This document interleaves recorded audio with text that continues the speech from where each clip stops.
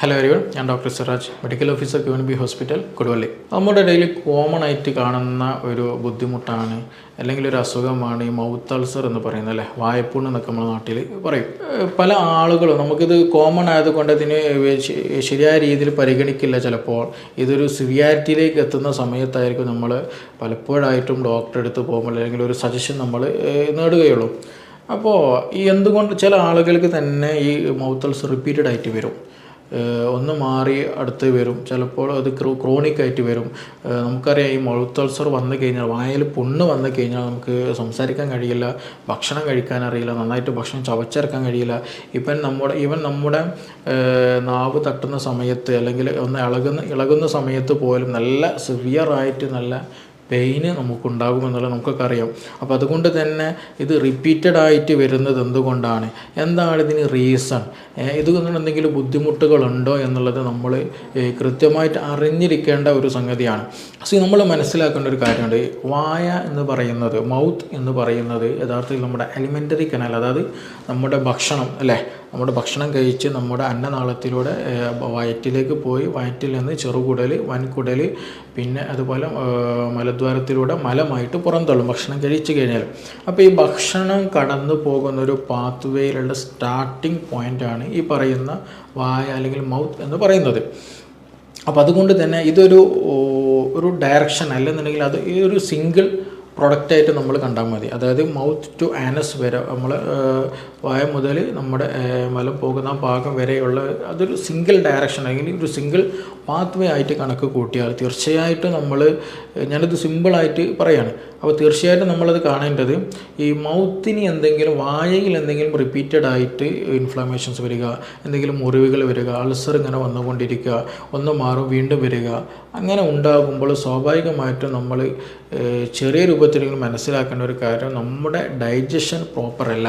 അല്ലാന്നുണ്ടെങ്കിൽ നമ്മുടെ alimentary canal, അതായത് ഈ ഭക്ഷണം കടന്നു പോകുന്നൊരു വഴിയുണ്ടല്ലോ, അപ്പോൾ നമ്മുടെ വയറ്റിൽ അല്ലാന്നുണ്ടെങ്കിൽ നമ്മുടെ അന്നനാളത്തിൽ അല്ലെങ്കിൽ കുടലിലൊക്കെ എന്തെങ്കിലും ഇൻഫ്ലമേഷൻസ്, അവിടെ ദഹനം ശരിക്കും നടക്കുന്നില്ല, അല്ലെങ്കിൽ അവിടെ അസിഡിറ്റി വളരെ കൂടുതലാണ് വയറ്റിൽ. അപ്പോൾ അതിൻ്റെയൊക്കെ ഒരു ബൈ പ്രൊഡക്റ്റായിട്ട് അല്ലെങ്കിൽ അതിൻ്റെയൊക്കെ ഒരു റിസൾട്ടായിട്ട് നമുക്ക് എന്തിൽ കാണാൻ കഴിയും, നമ്മുടെ മൗത്തിൽ ഈ അൾസറൊക്കെ കാണാൻ കഴിയും. ചില കാര്യങ്ങൾ അങ്ങനെയാണ്. നമ്മുടെ മൗത്തിൽ നോക്കിയാൽ നമ്മുടെ ഡൈജഷൻ പ്രോപ്പറാണോ നോക്കാൻ വേണ്ടി നമ്മുടെ ടങ്ങിൻ്റെ കളറ്, ടങ്ങ് ചിലപ്പോൾ എന്താ പറയുക വൈറ്റിഷ് കോട്ടഡ് ആയിട്ടുള്ള ചില ആളുകൾക്കുണ്ട്, ബ്ലൂയിഷ് വരുന്നുണ്ട്, നല്ല റെഡിഷ് വരുന്നുണ്ട്, അങ്ങനെയുള്ള പല കളറുകളും വരുന്നുണ്ട്. അത് റിലേറ്റഡ് ടു നമ്മുടെ ഗട്ട് ഹെൽത്തിന് റിലേറ്റഡ് ചെയ്തിട്ടാണ് അത് കാണിക്കുന്നത്. എന്നതുപോലെ തന്നെയാണ് ഈ നമ്മുടെ മൗത്തിലുള്ള അൾസർ വരുന്നതും യഥാർത്ഥത്തിൽ നമ്മുടെ ഗട്ട് ഹെൽത്ത്, നമ്മുടെ സ്റ്റൊമക്കിൽ ഡൈജഷൻ പ്രോപ്പറാണ്, നല്ല രീതിയിൽ അബ്സോർപ്ഷൻ നടക്കുന്നുണ്ടോ, അവിടുത്തെ ഹെൽത്ത് കണ്ടീഷൻ നല്ല ഹെൽത്തി നാച്ചുറൽ തന്നെ നല്ല പ്രോപ്പർ വേയിലാണോ എന്നുള്ളത് അറിയാൻ ഏറ്റവും ബെസ്റ്റ് വേ ആണ്, അല്ലെങ്കിൽ നമുക്കത് മനസ്സിലാക്കാൻ പറ്റിയൊരു അടയാളം കൂടെയാണ് ഈ പറയുന്ന മൗത്ത് അൾസർ എന്നുള്ളത്. അപ്പോൾ മൗത്ത് അൾസർ അല്ലെങ്കിൽ വായ്പുണ്ണ് റിപ്പീറ്റഡ് ആയിട്ട് വരുന്നുണ്ടെങ്കിൽ അത് റീസൺ ഈ പറഞ്ഞതുപോലെ എന്തെങ്കിലും സ്റ്റൊമക്ക് റിലേറ്റഡ് ആയിട്ട് വരുന്നതാണോ, വേറെ എന്തെങ്കിലും അസുഖവും ഇൻഫെക്ഷനുമായിട്ട് ബന്ധപ്പെട്ട് വരുന്നതാണോ, എന്തെങ്കിലും ഡെഫിഷ്യൻസി, എന്തെങ്കിലും വൈറ്റമിൻ ഡെഫിഷ്യൻസി, അയൺ ഡെഫിഷ്യൻസി, സിങ്കിൻ്റെ ഡെഫിഷ്യൻസി, അങ്ങനെ എന്തെങ്കിലും ഡെഫിഷ്യൻസിയുടെ കാരണമായിട്ട് വരുന്നത്, എന്തെങ്കിലും ഹോർമോൺ ഇഷ്യൂ ആയിട്ട് വരുന്നതാണോ, ടെൻഷൻ കൂടിക്കഴിഞ്ഞാൽ ചില ആൾക്കുണ്ടാവും. അപ്പോൾ അതുകൊണ്ടൊക്കെ ആണോ എന്ന് നമ്മൾ മനസ്സിലാക്കേണ്ടതുണ്ട്. എസ്പെഷ്യലി ഞാൻ വീണ്ടും പറയുന്നത്, റിപ്പീറ്റഡ് ആയിട്ട് വരുന്ന കേസുകളിൽ, റിപ്പീറ്റഡ് ആയിട്ട് ഇങ്ങനെയുള്ള ബുദ്ധിമുട്ടുകൾ അൾസർ വരുന്നുണ്ടെങ്കിൽ അവരാണ് കൂടുതൽ ശ്രദ്ധിക്കേണ്ടത്.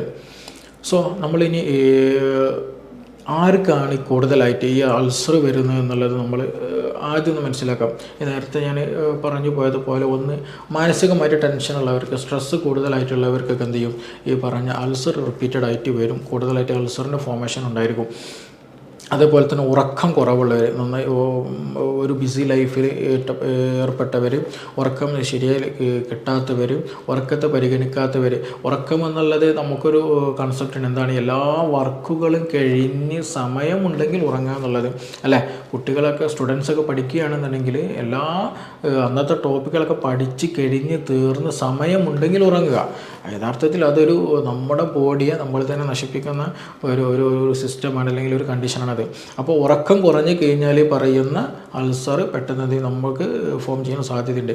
എന്നതുപോലെ തന്നെയാണ് ഭക്ഷണത്തിൽ നമ്മൾ ശ്രദ്ധിക്കണം. കൂടുതൽ ഈ സ്പൈസി ആയിട്ട് എരിവുള്ള ഫുഡുകൾ, നല്ല എരിവ് കൂടിയ മുളകുകളൊക്കെ ഉപയോഗിച്ച് കഴിഞ്ഞാൽ പെട്ടെന്നധികം ഈ പറയുന്ന അൾസർ ഫോമേഷൻ പെട്ടെന്ന് നടക്കും. നമ്മൾ വയറിലെ ദഹനം കേടാകും, പെട്ടെന്ന് വയറുകാളിച്ച ഉണ്ടാകും, അതുപോലെയുള്ള അസ്വസ്ഥത, നല്ല വയറുവേദന ഉണ്ടാകും, കൂടെ ഈ പറയുന്ന മൗത്ത് അൾസർ ഫോം ചെയ്യാറുണ്ട്. അപ്പോൾ അത് എന്ത് ചെയ്യുക, നമ്മൾ സ്പൈസി ആയിട്ടുള്ള ഫുഡുകളൊക്കെ ഉണ്ടെങ്കിൽ അത് പരമാവധി ഒഴിവാക്കണം. നല്ല വെജിറ്റബിൾസ്, ഫ്രൂട്ട്സുകൾ, അങ്ങനെയുള്ള കൂടുതൽ എന്ത് ചെയ്യുക, ഭക്ഷണങ്ങൾ ഉൾപ്പെടുത്താൻ ശ്രദ്ധിക്കുക. അത് ആകുമ്പോൾ നമ്മുടെ ഡൈജഷനും നല്ല സ്മൂത്തായിട്ട് പെട്ടെന്ന് നടക്കും, നല്ല ദഹനം നടക്കുകയും ചെയ്യും. അതല്ലാതെ നമ്മൾ കൂടുതലായിട്ട് സ്പൈസി ആയിട്ടുള്ളത്, കൂടുതൽ നോൺ വെജ് ഭക്ഷണം കൂടി ഉൾപ്പെടുത്തിയാൽ അത് വളരെയധികം ബുദ്ധിമുട്ടാണ് ഈ അൾസർ ഉള്ളവർക്ക്, വായ്പുണ്ണുള്ളവർക്കൊക്കെ ദഹനത്തേക്ക് അത് പ്രതികൂലമായിട്ട് കൂടുതൽ ബാധിക്കും. അതുപോലെ തന്നെയാണ് കൂടുതലായിട്ട് ഞാൻ പറഞ്ഞതുപോലെ നോൺ വെജ് കൂടുതൽ കഴിച്ചാൽ എന്ത് ചെയ്യും, അവരിലും ഈ അസുഖം അല്ലെങ്കിൽ ഈ ഒരു പ്രയാസം കൂടുതലായിട്ട് ഉണ്ടാകാറുണ്ട്. എസ്പെഷ്യലി ചിക്കൻ വിഭവങ്ങൾ, അതേപോലെ തന്നെ മത്സ്യം കഴിക്കുമ്പോൾ എസ്പെഷ്യലി കൂടുതൽ ഇഷ്യൂസ് കണ്ടുവരുന്നത് ചെറു മത്സ്യങ്ങളുണ്ടല്ലോ, അതേപോലെ അയല, മത്തി, ചാള, അങ്ങനെയുള്ള മത്സ്യങ്ങൾ ചില ആളുകൾ കഴിക്കുമ്പോൾ അവർക്ക് എന്ത് ചെയ്യും, ഈ മത്സ്യം കഴിച്ച് പിറ്റേ ദിവസം ആകുമ്പോൾ എന്ത് ചെയ്യും, വായിൽ ചെറിയ രൂപത്തിൽ പെയിൻ, വേദന ഉണ്ടാകും, അതുപോലെ നല്ല വേദനയൊക്കെ വന്ന് തുടങ്ങും. അപ്പോൾ അതേപോലെ ചെമ്മീനൊക്കെ കഴിച്ചാലും ചില ആളുകൾക്ക് ഉണ്ടാകാറുണ്ട്. അപ്പോൾ ഇതിനൊരു റീസൺ, റിപ്പീറ്റഡ് ആയിട്ട് നമുക്ക് വരുന്നതിനുള്ള ഒരു റീസൺ ഉണ്ടാകും. അത് ഈ പറഞ്ഞതുപോലെ നമുക്ക് നല്ല ഇഷ്ടമുള്ള ഭക്ഷണം ചെമ്മീൻ, ചിക്കൻ, ബീഫൊക്കെ, പക്ഷേ ആ ഇഷ്ടമുള്ള ഭക്ഷണം കഴിക്കുമ്പോൾ അതിൻ്റെ കൂടെ തന്നെ നമുക്കൊരു ബൈ പ്രൊഡക്റ്റ്, അല്ലെങ്കിൽ അതിൻ്റെ കൂടെ തന്നെ നമുക്ക് കിട്ടുന്ന ഒരു സംഗതിയായിരിക്കും ഈ പറഞ്ഞ അൾസറി എന്നുള്ളത്. അപ്പോൾ അതുകൊണ്ട് നമ്മുടെ ഒരു ഭക്ഷണശീലം എന്ത് ചെയ്യണം, മാറ്റേണ്ടത് തന്നെയാണ് അങ്ങനെയുള്ള അവസ്ഥകളുണ്ടെങ്കിൽ. പിന്നെ അതുപോലെ തന്നെ കോഫി, ടീ, ചായ അധികമായിട്ട്, എസ്പെഷ്യലി ബ്ലാക്ക് ടീ അധികമായിട്ട് കഴിക്കുന്ന ആളുകൾക്ക് ഈ ഇഷ്യൂസ് കൂടുതലാണ്. ചില ആളുകളുണ്ട് രാവിലെ എഴുന്നേറ്റ് കഴിഞ്ഞാലും ചായ, പിന്നെ അതുപോലെ ഉച്ചക്കും ഈ ചില പേഷ്യൻസ് നമ്മളെടുത്ത് വന്ന് പറയാറുണ്ട്, നന്നായിട്ട് ചായ കൊടുക്കും, നല്ല മെലിഞ്ഞ ശരീരമായിരിക്കും, ഭക്ഷണം കഴിക്കാൻ വിശപ്പില്ല, വയറ്റിൽ പുണ്ണൊക്കെ പ്രശ്നങ്ങളൊക്കെ ഉണ്ടെന്നൊക്കെ പറഞ്ഞ് എനിക്കിപ്പോഴും ഓർമ്മയുണ്ട്. ഒരു കേസ് വന്നിട്ട് ഒരിക്കലും വന്ന് പറഞ്ഞത്, അവർ ഭക്ഷണം ഇവൻ ചോറ് കഴിച്ച് കഴിഞ്ഞാലും ബ്ലാക്ക് ടീ ആണ് കുടിക്കുന്നതെന്നാണ്. അപ്പോൾ ചില ആളുകൾ അത്രത്തോളം അഡിക്ഷൻ വന്നു കഴിഞ്ഞാൽ അത് സ്വാഭാവികമായിട്ടും അതിലുള്ള കെമിക്കൽസ് നമ്മുടെ സ്റ്റൊമക്കിൻ്റെ ശരിയായ പ്രവർത്തനത്തെ അത് മാറ്റും. അത് പിന്നെ ഡൈജഷന് പ്രോപ്പറായിരിക്കില്ല, വയറ്റിൽ നിന്ന് റെഡിയായ രീതിയിൽ പോകില്ല. നമ്മുടെ ബോഡി ഈ പേഷ്യൻസ് വന്ന പോലെ നമ്മുടെ ബോഡി എന്താകും, അങ്ങനെ കൂടുതലായിട്ട് അഡിക്റ്റായി കഴിഞ്ഞാൽ ബോഡി വളരെ തിന്നാവും, വയറുകാളിച്ച് കൂടും, വയറുവേദന ഉണ്ടാകും, വയറ്റിൽ പുണ്ണുണ്ടാകും, മൗത്ത് അൾസറൊക്കെ അതിൻ്റെ കൂടെ വൈകിട്ട് വരും. അപ്പോൾ അതുകൊണ്ട് തന്നെ അധികമായിട്ട് കോഫി, ടീ കഴിക്കുന്നവർ വളരെയധികം ശ്രദ്ധിക്കേണ്ട ഒരു കാര്യം കൂടിയാണ്. അപ്പോൾ അഡിക്ഷൻ വരുന്നത് വളരെ ശ്രദ്ധിക്കുക. പിന്നെ ചില കണ്ടീഷനുകൾ നമ്മൾ ഏതെങ്കിലും മെഡിസിൻസ് എടുത്ത് കഴിഞ്ഞാൽ, ചില ആൻറ്റിബയോട്ടിക്സ് എടുത്തു കഴിഞ്ഞാൽ അതിൻ്റെ ഒരു റിസൾട്ടായിട്ട് താൽക്കാലികമായിട്ട് ആ മെഡിസിൻ എടുക്കുന്നതിന് കൂടെ തന്നെ എന്ത് ചെയ്യും, ചിലപ്പോൾ ഇതുപോലെയുള്ള ബുദ്ധിമുട്ടുകൾ, മൗത്തിൽ ചെറിയ അൾസറുകൾ കണ്ടുവരാറുണ്ട്. പിന്നെ ഇതിൻ്റെ കൂടെ തന്നെ നമ്മൾ കോമൺ ആയിട്ടുണ്ടാകുന്നൊരു സംഗതിയാണ് ഡെഫിഷ്യൻസി ആയിട്ട് എന്തെങ്കിലും ബുദ്ധിമുട്ടുണ്ടാകുക. അതായത് വൈറ്റമിൻ B12 ബുദ്ധിമുട്ട്, അല്ലെങ്കിൽ സിങ്കിൻ്റെ കുറവ്, അയണിൻ്റെ കുറവ്, അതുകൊണ്ടൊക്കെ എന്ത് ചെയ്യും, പറഞ്ഞ പോലെ അൾസറുകൾ ഫോം ചെയ്യാറുണ്ട്. അപ്പോൾ ഇത് എന്താണ് നമ്മൾ മനസ്സിലാക്കണമെന്നുണ്ടെങ്കിൽ തീർച്ചയായിട്ടും ഇതൊരു ഡോക്ടറെ കണ്ടിട്ട് അവരെ ഒരു സജഷനും കൂടെ പരിഗണിച്ച് കൊണ്ട് അവരുടെ തീരുമാനം കൂടെ മനസ്സിലാക്കിയിട്ട് വേണം നമ്മളിതിന് കറക്റ്റ് ഒരു പ്രോപ്പർ വേയിലേക്ക് ട്രീറ്റ്മെൻറ്റ് എത്തേണ്ടത്. ചില കേസുകൾ ഒന്നും ചെയ്യേണ്ടി വരില്ല, അത് നോർമലി പെട്ടെന്ന് ഹീലാകാറുണ്ട്. പക്ഷേ ചിലത് റിപ്പീറ്റഡ് ആയിട്ട് വരുമ്പോൾ നിർബന്ധമായിട്ട് നമ്മളൊരു ഡോക്ടറെ കണ്ടിട്ട് വയറ്റിൽ എന്തെങ്കിലും പ്രശ്നങ്ങളുണ്ടോ, ഡൈജഷൻ പ്രോപ്പറാണോ, ഇനി മൗത്തിൽ വേറെ എന്തെങ്കിലും ഇൻഫെക്ഷൻ വന്നതാണോ തുടങ്ങിയ കാര്യങ്ങൾ നോക്കണം. ഇനി ഇതിൻ്റെ ഒക്കെ പുറമെ തന്നെ നമ്മളിപ്പോൾ ഭക്ഷണം പറഞ്ഞു, ഉറക്കം പറഞ്ഞു, ടെൻഷൻ പറഞ്ഞു, ഇതൊക്കെ പറഞ്ഞല്ലോ, അതിൻ്റെ കൂടെ തന്നെ ചില കേസുകൾ നമ്മൾ ഫംഗൽ ഇൻഫെക്ഷൻ, ചില ബാക്ടീരിയൽ ഇൻഫെക്ഷൻസിൻ്റെ കേസിൽ, അതുപോലെ ചിലപ്പോൾ ഇൻഫെക്ഷൻ നമ്മുടെ വയറ്റിൻ്റെ ഉള്ളിലായിരിക്കും ഉണ്ടാകുക. പക്ഷേ ഞാൻ നേരത്തെ തുടക്കത്തിൽ പറഞ്ഞതുപോലെ വയറ്റിൽ എന്ത് ഇൻഫെക്ഷൻ വന്നാലും മിക്കപ്പോഴും എന്ത് ചെയ്യും, അതിൻ്റെ ഒരു അടയാളം എന്നുള്ള നിലയ്ക്ക് നമ്മുടെ വായയിലും മൗത്തിലും അതിൻ്റെ സാന്നിധ്യം ഉണ്ടായിരിക്കും.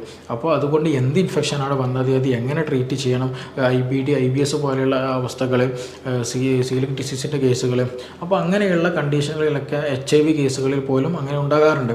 ഈവൻ ഫംഗൽ ഇൻഫെക്ഷൻ്റെ കേസുകളിൽ ഉണ്ടാകാറുണ്ട്. അപ്പോൾ അതൊക്കെ ഈ ഒരു മൗത്തിൽ പെട്ടെന്ന് ചെയ്യും അൾസർ, അങ്ങനെയുള്ള ഒരു ഇൻഫെക്ഷൻസ് കണ്ടീഷനിലും നമ്മുടെ മൗത്തിൽ അൾസർ ഉണ്ടാകാറുണ്ട്. അപ്പോൾ ഞാൻ പറഞ്ഞു വരുന്നത് വെച്ചിട്ടുണ്ടെങ്കിൽ നമ്മളിത് സിമ്പിളായിട്ട് ഒരിക്കലും കാണരുത്. നമ്മൾ പെട്ടെന്ന് മാറുന്ന കേസുകളുണ്ട്, പക്ഷേ ചിലത് എന്ത് ചെയ്യും ക്രോണിക്കായിട്ട് നിൽക്കുന്നുണ്ട്.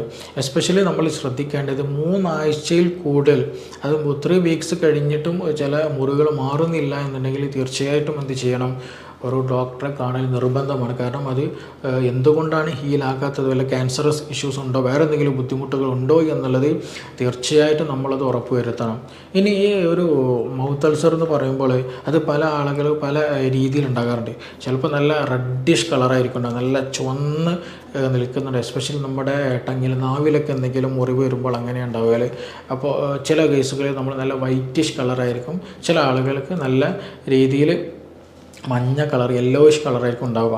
അതേപോലെ തന്നെ ചിലപ്പോൾ അത് സൂപ്പർഫിഷ്യലായിരിക്കും, അതായത് നമ്മുടെ വായയുടെ ആ ഒരു ചെറിയൊരു കുഴിയിലേക്കൊന്നും പോകാണ്ട്, അല്ലെങ്കിൽ കുഴിയായിട്ട് രൂപാന്തരപ്പെടാതെ ചെറിയൊരു സൂപ്പർഫിഷ്യൽ ഒരു പുറമേ ഉള്ള ഒരു ചെറിയൊരു മുറിവ് പോലെ ഉണ്ടാവുക. ചില കേസുകൾ എന്ത് ചെയ്യും നല്ല ഡീപ്പായിട്ടൊക്കെ ഉണ്ടാകും. അപ്പോൾ അതുകൊണ്ട് തന്നെ ഒരു ഡീപ്പാണോ അല്ലെങ്കിൽ അത് ക്രോണിക് ആണോ, അതിൻ്റെ സൈസ് വലുതാണോ, ഇത് കൂടുതലായിട്ട് 3 ആഴ്ചയിൽ കൂടുതലായിട്ട് അത് മാറുന്നില്ല എന്നുണ്ടെങ്കിൽ തീർച്ചയായിട്ടും നിർബന്ധമായിട്ടും തന്നെ ഒരു ഡോക്ടറെ കണ്ടിട്ട് എന്തുകൊണ്ടാണ് അൾസർ റിപ്പീറ്റഡ് ആയിട്ട് വരുന്നത്, അല്ലെങ്കിൽ എന്തുകൊണ്ടാണ് അത് മാറാത്തത് എന്നുള്ളൊരു കാര്യം മനസ്സിലാക്കിയിട്ട് എന്ത് വേണം ട്രീറ്റ്മെൻറ്റ് ചെയ്യാൻ നോക്കണം. അപ്പോൾ നമ്മളിതൊക്കെ ശ്രദ്ധിക്കുന്ന സമയത്ത്, ഒരു അൾസർ വരുന്ന സമയത്ത് പ്രധാനമായിട്ടും ശ്രദ്ധിക്കേണ്ടത്, ഞാൻ പ്രൈമറി തുടക്കത്തിൽ പറഞ്ഞതുപോലെ നമ്മുടെ ഡൈജഷൻ പ്രോപ്പറാണോ, വയറ്റിൽ നിന്ന് റെഡിയായി പോകുന്നുണ്ടോ, നല്ല പ്രോപ്പർ വിശപ്പുണ്ടോ, നന്നായിട്ട് ഭക്ഷണ സമയത്ത് കഴിക്കുന്നുണ്ടോ, ഹൈപ്പർ അസിഡിറ്റി ഇഷ്യൂസ് ഉണ്ടോ, തുടങ്ങിയ ഡൈജഷൻ്റെ കാര്യങ്ങൾ എന്ത് ചെയ്യണം നിർബന്ധമായിട്ട് നമ്മളൊന്ന് ചേർത്തിട്ട് സെൽഫായിട്ടൊന്ന് നോക്കണം.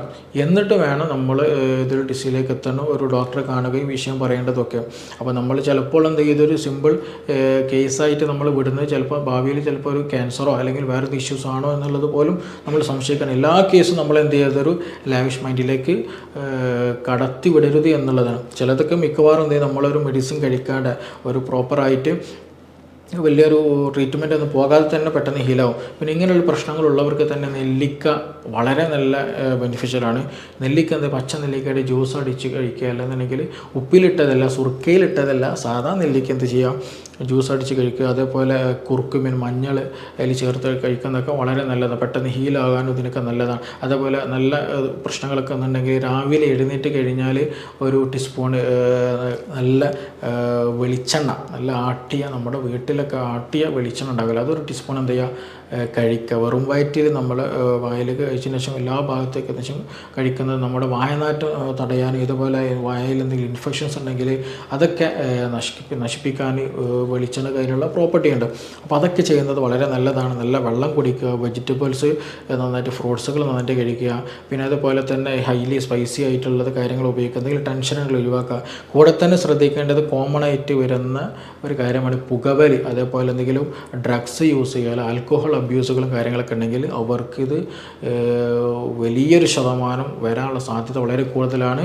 അത് ഈവൻ ക്യാൻസറിലേക്ക് പോലും എത്താറും ഇങ്ങനെയുള്ള കണ്ടീഷനുകൾ. അപ്പോൾ അതായത് പുകവലി ഉള്ളവർ, എന്തെങ്കിലും പാൻപരാക്ക് പോലെയുള്ള എന്തെങ്കിലും മസാലകൾ കൂടുതലായിട്ട് ഉപയോഗിക്കുന്നവർ, അങ്ങനെ എന്തെങ്കിലും കാര്യങ്ങൾ സ്ഥിരമായിട്ട് ഉപയോഗിക്കുന്നവരുണ്ടെങ്കിൽ അവർക്ക് പെട്ടെന്ന് എന്ത് ചെയ്യും ഈ മൗത്തിലുള്ള ലെയേഴ്സ് പെട്ടെന്ന് ഇൻഫെക്റ്റഡ് ആകും, പെട്ടെന്ന് അവിടെ മുറി വരും, പെട്ടെന്ന് ഇൻഫെക്ഷൻ വരും.